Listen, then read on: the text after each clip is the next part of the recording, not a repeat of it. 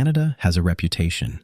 Safe, polite, stable. When people think about global crime, they think about war zones, failed states, or cartel violence far from home. They don't think about Canada. $47 billion of dirty money being washed through the Canadian economy. This is the story of the crime problem nobody talks about.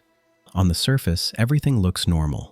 Luxury condos rising in major cities, record-breaking real estate prices, casinos packed with cash, ports moving billions in goods every year. But underneath that clean image is a system that criminals around the world have learned how to exploit, legally, quietly, and at massive scale. Let's start with one simple fact. For years, Canada has been one of the easiest developed countries in the world to move dirty money through. Not steal it, not earn it, clean it. And once money is clean, it's powerful. In most countries, laundering money is risky. Banks flag transactions. Authorities demand proof of income. Shell companies are watched closely. But in Canada, for decades, enforcement lagged behind reality. Criminal networks noticed, and they adapted. One of the clearest examples is what investigators later called the Vancouver model.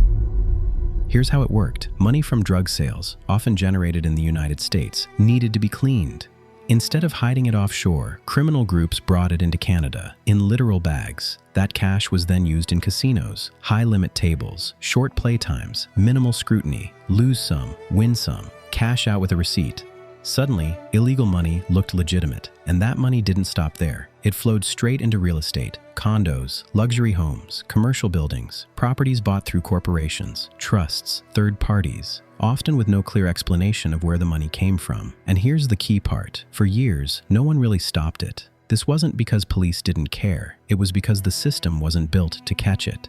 Canada prioritized growth, investment, and stability, not aggressive financial enforcement. That created a gap, and organized crime always finds the gap. As housing prices skyrocketed, most people blamed supply, demand, or foreign buyers. Few talked about criminal capital, but when billions in illicit money flood a market, prices don't just rise, they distort. Homes stop being places to live, they become places to park money, and regular people pay the price. But money laundering isn't just about housing. It connects directly to violence, even if that violence happens somewhere else. Because the money cleaned in Canada doesn't stay in Canada. It goes back out.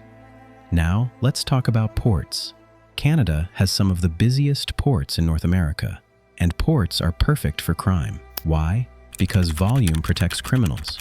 Millions of containers move every year.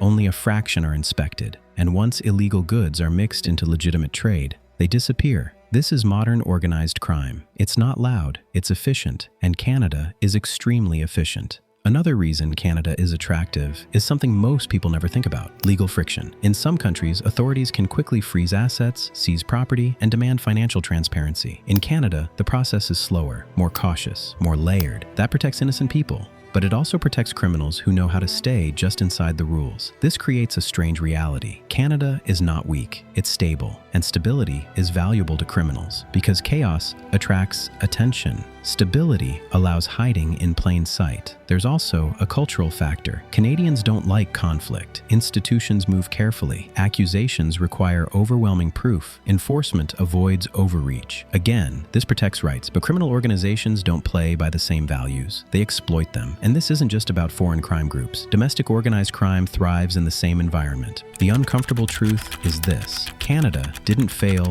to stop crime. It simply didn't design itself to confront it at this scale. And by the time the warning signs were obvious, the system was already being used. In recent years, governments have started to respond. More reporting requirements, public inquiries, new task forces, but systems that took decades to build can't be fixed overnight. And criminal networks don't wait. They adapt faster than laws. So when people ask why housing feels impossible, the answer isn't always corruption or incompetence. Sometimes it's structure. A country built for openness, being used by those who understand openness better than anyone else. Canada's biggest criminal problem isn't violence in the streets, it's what happens before the violence. The money, the movement, the silence. And that's why nobody talks about it. Because it doesn't feel like crime. It looks like success, investment, growth, stability, until you ask where the money came from. And once you ask that question, the story changes completely. If you want to understand how global crime actually works, not the movie version, but the real systems behind it, subscribe.